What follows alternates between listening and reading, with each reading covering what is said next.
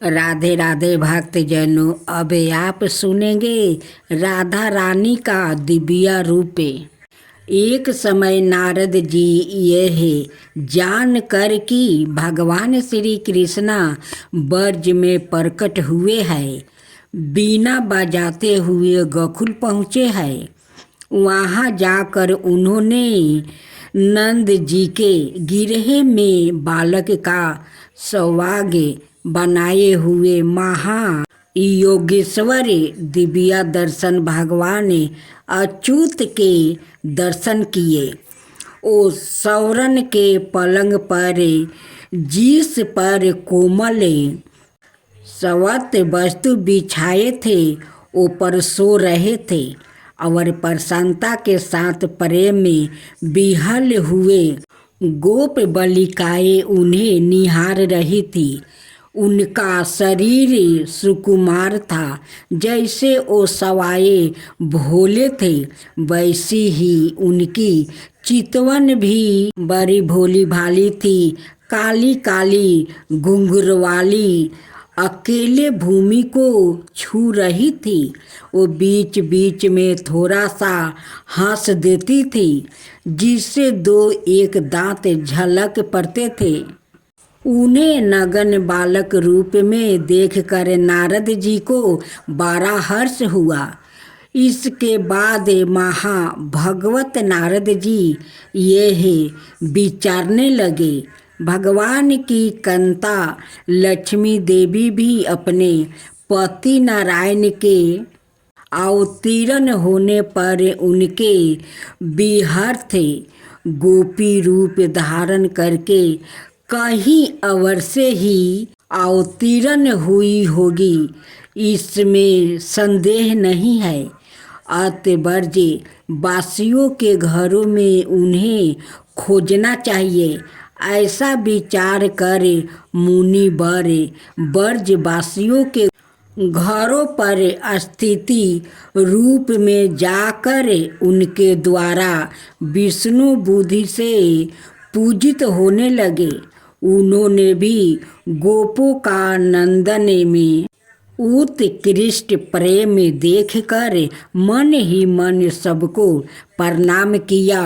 तदंतर में नंद के मित्रा महात्मा भानु के घर पर गए।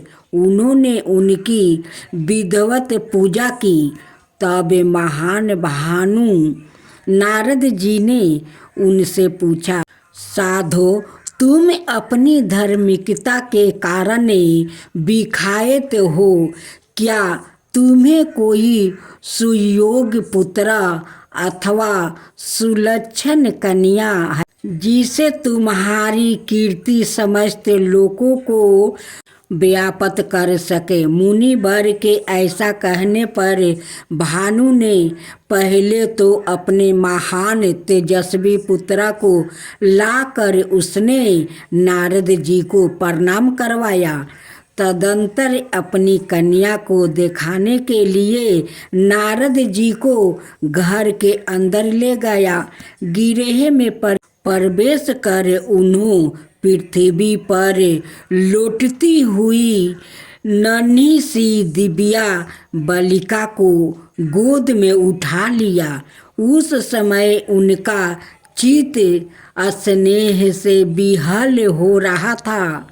कन्या के स्तुति और आश्चर्य पूर्वक अद्भुत स्वरूप को देखकर नारद जी मुग्ध हो गया और 2 मुहूर्त तक एक टक निहारते रहे और महान आश्चर्य में पड़ गया। फिर मुनि ने मन में इस प्रकार विचार की, मैंने स्वच्छतकारी होकर समस्त लोकों में वर्णन किया, पर ऐसी अलौकिक कन्या कहीं भी नहीं देखी, जिसके रूप से चराचर जगत मोहित हो जाता है। उस महामाया भगवती गिरिराज कुमारी को भी मैंने देखा है। वो भी इसकी शोभा को नहीं पा सकती। लक्ष्मी, सरस्वती, कांति और विद्या आदि देवियों इसकी छाया को भी स्पर्श नहीं कर सकती। अतः इसके तत्व को जानने की शक्ति मुझ में किसी तरह नहीं है। अनाय जन भी पराये ईश हरि बल्लभा को नहीं जानते। इसके दर्शन मात्रा से गोविंद के चरण कमलों में मेरे प्रेम की जैसी बुद्धि हुई है वैसी इसके पहले कभी नहीं हुआ था। ऐसा विचार कर मुनि ने गोप परवल भानु को कहीं अनंतर भेज दिया और एकांत स्थान में वो उस दिव्या रूपिणी कन्या की स्तुति करने लगे। स्तुति करने के बाद नेत्रों से आंसू बहते हुए बड़े ही विनय युक्त स्वर में बोले, हे हरि बल्लभे, तुम्हारे इस पूजनीय दिव्या स्वरूप को देखना चाहता हूँ, जिसे नंदन श्री कृष्णा मुग्ध हो जाएंगे। परमेश्वरी शरणागत और परंत भक्त के लिए दया करके तुम अपना स्वरूप प्रकट कर दो। या निवेदन करके नारद जी ने तद प्रीत चित से उस महान नंदमाई परमेश्वरी को नमस्कार किया और भगवान गोविंद की स्तुति करते हुए वो उस देवी की ओर ही देखते रहे। जिस समय वो श्री कृष्णा नाम में कीर्तन कर रहे थे उसी समय भानु सुता ने चतुर्दश वर्षीय परम लवणमय अत्यंत मनोहर दिव्या रूप धारण कर लिया। तत्काल ही अनाय वर्ज बालों ने जो उसी के समान अवस्था की थी और दिव्याभूषण और सुंदर हार धारण किए हुए थे, बाला चारों ओर से आवृत कर लिया। उस समय बालिका की सखिया उसके चरणों दाक की बूंदों से मुनि को सींच कर कृपा पूर्वक बोली, महाभाग मुनि वर, वस्तुत अपने ही भक्ति के साथ भगवान की आराधना की है, क्योंकि इस रूप के दर्शन तो ब्रह्म आदि देवताओं को भी दुर्लभ है।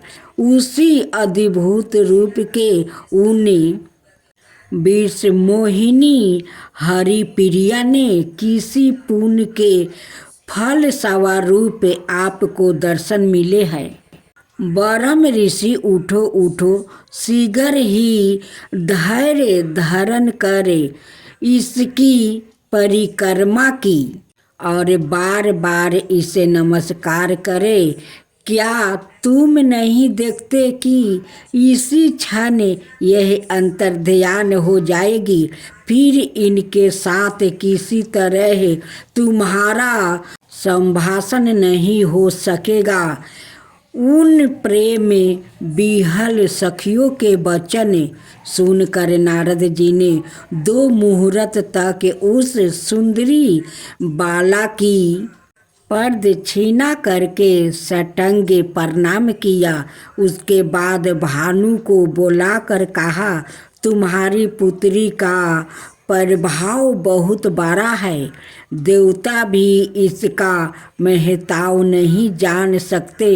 जिस घर में इनका चरण चिन्हा है वहाँ साक्षात भगवान नारायण निवास करते हैं और समस्त सिद्धियों सहित लक्ष्मी भी वहाँ रहती है। आज से संपूर्ण आभूषणों से भूषित इस सुंदर कन्या की महादेवी के समान यत्न पूर्वक घर में रक्षा करो। ऐसा कह कर नारद जी हरि गुण गाते हुए चले गए। अब सुने बाके बिहारी जी की कथा। एक वक्त था, वो रोज बिहारी जी के मंदिर जाता है, पर मंदिर में बिहारी जी की जगह है उसे एक ज्योति दिखाई देती है। मंदिर में बाकी के सभी भक्त कहते हैं, वहाँ आज बिहारी जी का श्रृंगार कितना अच्छा है। बिहारी जी का मटुक ऐसा, उनकी पोशाक ऐसी, तो वो भक्त सोचता है बिहारी जी सबको दर्शन देते हैं, पर मुझे क्यों केवल एक ज्योति दिखाई देती है। हर दिन ऐसे होता है। एक दिन बिहारी जी से बोला, ऐसी क्या बात है कि आप सबको तो दर्शन देते हैं पर मुझे दिखाई नहीं देते हैं। कल आपको मुझे दर्शन देना ही पड़ेगा। अगले दिन मंदिर गया, फिर बिहारी जी उसे ज्योत के रूप में देखा। वो बोला, बिहारी जी अगर कल मुझे आपने दर्शन नहीं दिए तो मैं यमुना जी में डूब कर मर जाऊंगा। उसी रात में बिहारी जी एक कोढ़ी के सामान में आए, जो कि मंदिर के रास्ते में बैठा रहता था, और बोले, तुम्हें अपना कोढ़ ठीक करना है। वो कोढ़ी बोला, हाँ भगवान भगवान बोले तो सुबह मंदिर के रास्ते से एक भक्त निकलेगा, तुम उसके चरण पकड़ लेना और तब तक मत छोड़ना जब तक वो यह ना कह दे कि बिहारी जी तुम्हारा कोढ़ ठीक करे। अगले दिन वो कोढ़ी रास्ते में बैठ गया। जैसे ही वो भक्त निकला, उसने चरण पकड़ लिया और बोला, पहले आप कहो कि मेरा कोढ़ ठीक हो जाए। ओ भक्त बोला, मेरे कहने से क्या होगा, आप मेरे पैर छोड़ दीजिए। कोढ़ी बोला, जब तक आप यह नहीं कह देते कि बिहारी जी तुम्हारा कोढ़ ठीक करे, आपके जी दर्शन नहीं दे रहे। ऊपर से यह कोढ़ी पीछे पड़ गया तो वो झुझुला कर बोला, जाओ बिहारी जी तुम्हारा कोढ़ ठीक करे, और मंदिर चला गया। फिर जाकर क्या देखता है, बिहारी जी की दर्शन हो रहे हैं। बिहारी जी से पूछने लगा, अब तक आप मुझे दर्शन क्यों नहीं दे रहे थे। तो बिहारी जी बोले, तुम मेरे निष्ठ काम भक्त हो। आज तक तुमने मुझसे कभी कुछ नहीं मांगा, इसलिए मैं क्या मुंह लेकर तुम्हें दर्शन देता। यहाँ सभी भक्त कुछ ना कुछ मांगते रहते हैं, इसलिए मैं उनसे नजरें मिला सकता हूँ। पर आज तुमने रास्ते में उस कोढ़ी से कहा कि बिहारी जी तुम्हारा कोढ़ ठीक कर दे, इसलिए मैं तुम्हें दर्शन देने आ गया। सारा भगवान की निष्काम भक्ति ही करानी चाहिए। भगवान की भक्ति करके यदि संसार के ही भोग सुख ही भोगते तो फिर वो भक्ति नहीं, वो तो सौदाबाजी है। अब आप सुने बटुल भगवान की कथा। बटुल भगवान के बहुत बड़े भक्त हुए हैं।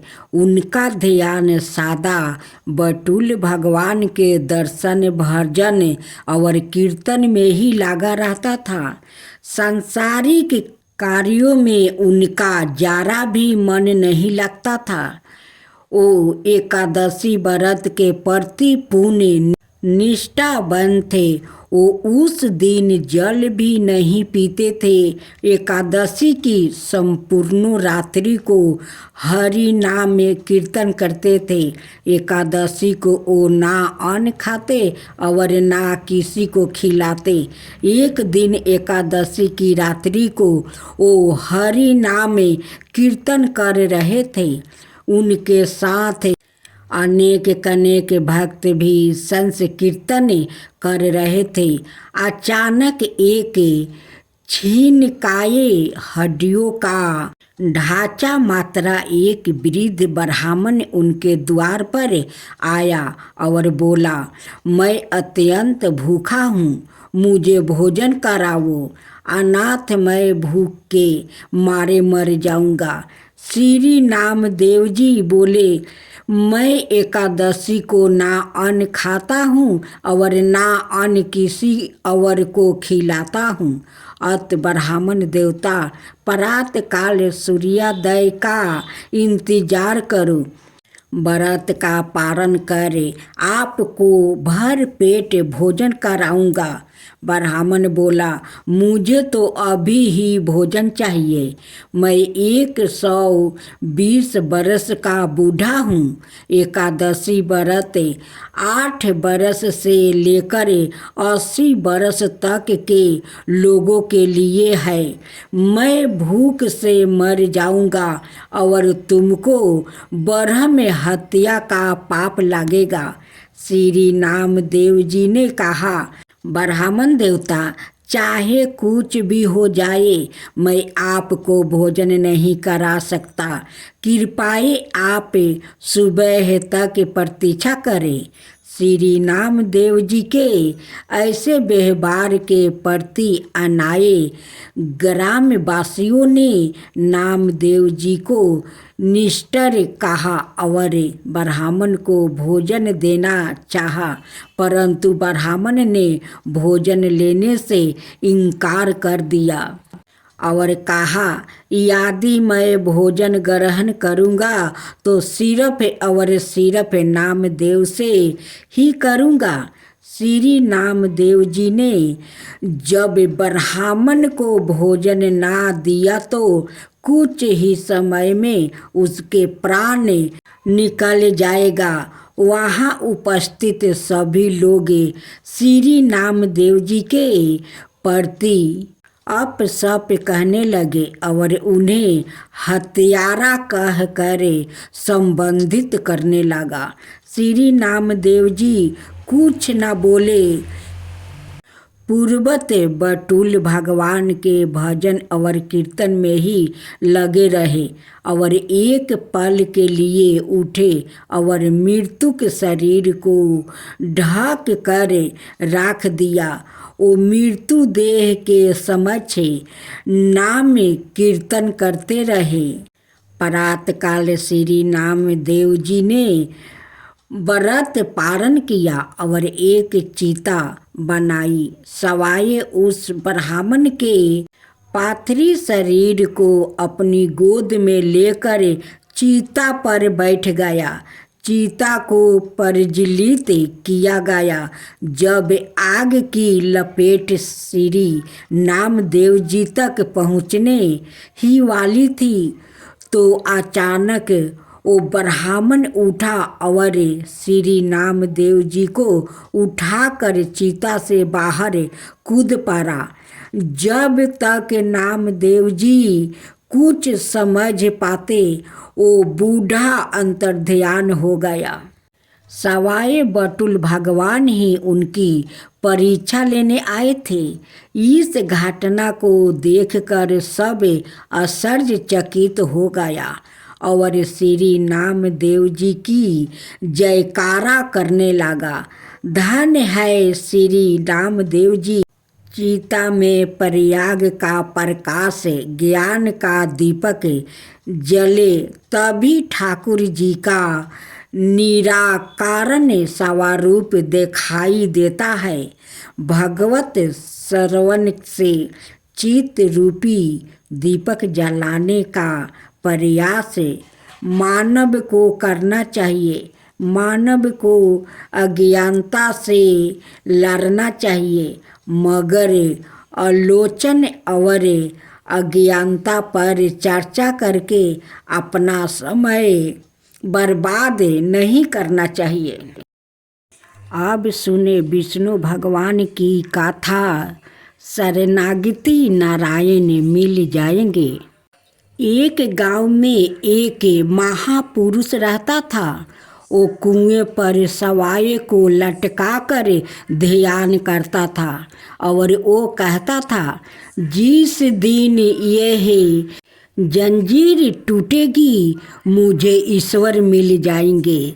उनसे पूरा गांव प्रभावित था। गांव के सभी जन उनकी भक्ति, उनके तप की प्रशंसा करते थे। उसी गांव के एक व्याकुल परास के मन में इच्छा हुई कि मैं भी ईश्वर दर्शन करूं, मुझे भी प्रभु से मिलना है। परास कुएं पर रस्सी से पैर को बांधकर कुएं में लटक गया और कृष्णा जी का ध्यान करने लगा।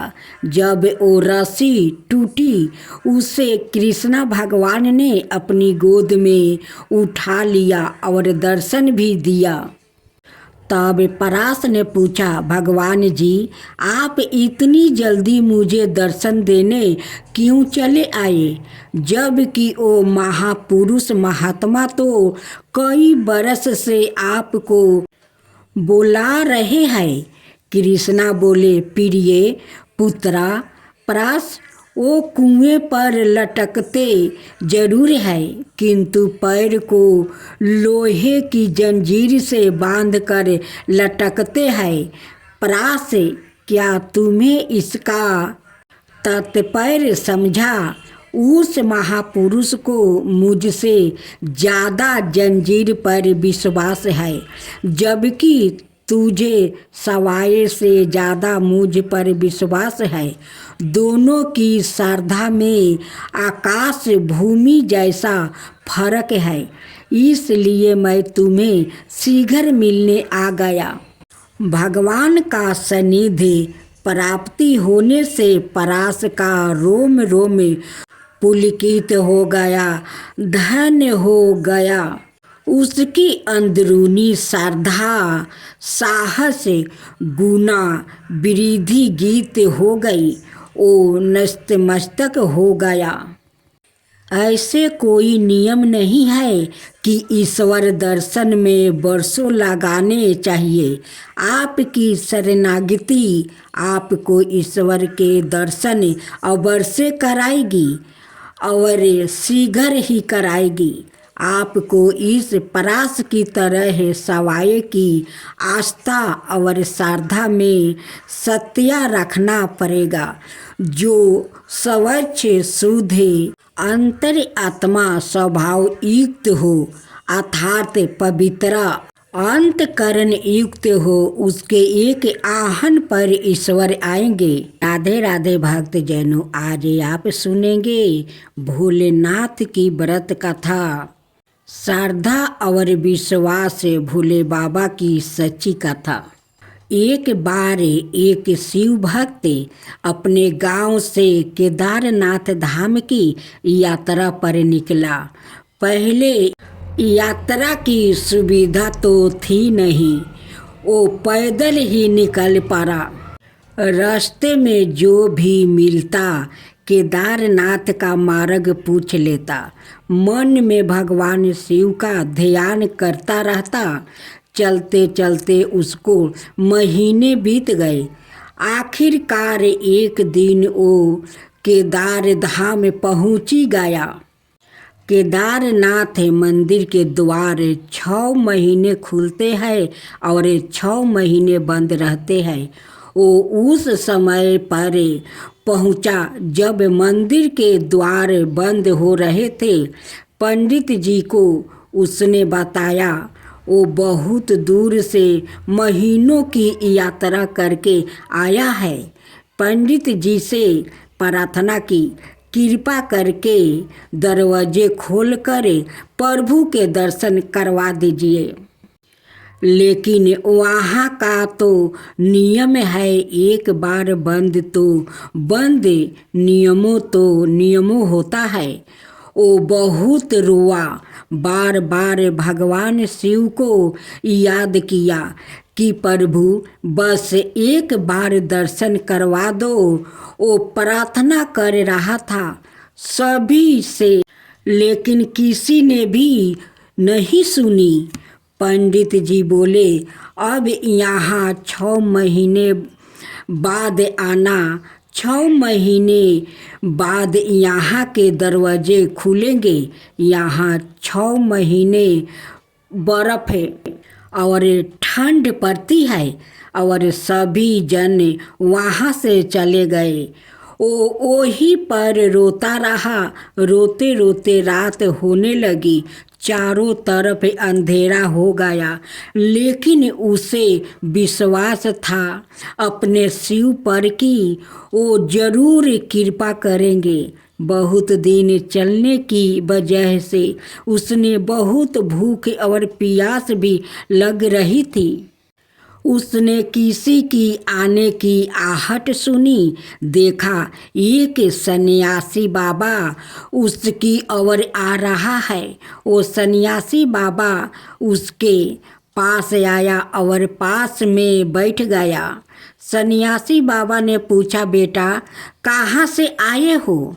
उसने सारा हाल सुना दिया और बोला, मेरा आना यहाँ पर व्यर्थ हो गया बाबा जी। बाबा जी ने उसे समझाया और खाना भी दिया। और फिर बहुत देर तक बाबा उससे बातें करते रहे। बाबा जी को उस पर दया आ गई। वो बोले, बेटा मुझे लगता है सुबह मंदिर जरूर खुलेगा और तुम्हें जरूर दर्शन करना प्राप्ति होगा।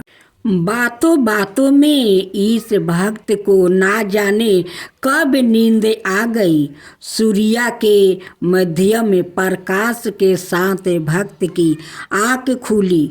उसने उधर उधर बाबा को देखा, किंतु वहाँ कहीं नहीं थे। इससे पहले कि वो कुछ समझ पाता, उसने देखा पंडित जी आ रहे हैं अपनी पूरी मंडली के साथ। उसने पंडित जी को प्रणाम किया और बोला, कल आपने तो कहा था कि मंदिर 6 महीने बाद खुलेगा और इस बीच कोई नहीं आएगा यहाँ, लेकिन आप तो सुबह ही आ गए। पंडित जी ने उसे गौर से देखा, पहचानने की कोशिश की और पूछा, तुम वही हो जो मंदिर का द्वार बंद होने पर आए थे, जो मुझे मिले थे? 3 महीने होते ही वापस आ गया। उस आदमी ने आश्चर्य से कहा, नहीं, मैं कहीं नहीं गया। कल ही तो आप मिले थे। रात में मैं यही सो गया था, मैं कहीं नहीं गया। पंडित जी के आश्चर्य का ठिकाना नहीं था। उन्होंने कहा, लेकिन मैं तो 3 महीने पहले मंदिर बंद करके गया था और आज 3 महीने बाद आया हूँ। तुम 3 महीने तक यहाँ पर जिंदा कैसे रह सकते हो? पंडित जी और सारी मंडली हैरान थी। इतनी सर्दी में एक अकेला व्यक्ति कैसे 3 महीने तक जिंदा रह सकता है? तब उस भक्त ने उसको सन्यासी बाबा के मिलने और उसके साथ की गई सारी बातें बता दिया। एक दिन सन्यासी आया था। लंबा था, बड़ी बड़ी जटाएं, एक हाथ में त्रिशूल और एक हाथ में डमरू लिए, मिर्गा छाल पहने हुए थे। पंडित जी और सब लोग उसके चरणों में गिर गए। बोले, हमने तो जिंदगी लगा दी किंतु प्रभु के दर्शन ना पा सके। सच्चे भक्त तो तुम हो, तुमने तो साक्षात भगवान शिव के दर्शन किया है। उन्होंने ही अपनी योग माया से तुम्हारे 3 महीने को एक रात में परिवर्तन कर दिया है। काले खंड को छोटा कर दिया। यह सब तुम्हारे पवित्र मन, तुम्हारी श्रद्धा और विश्वास के कारण ही हुआ है। हम आपकी भक्ति को प्रणाम करते हैं। भोलेनाथ की जय हो।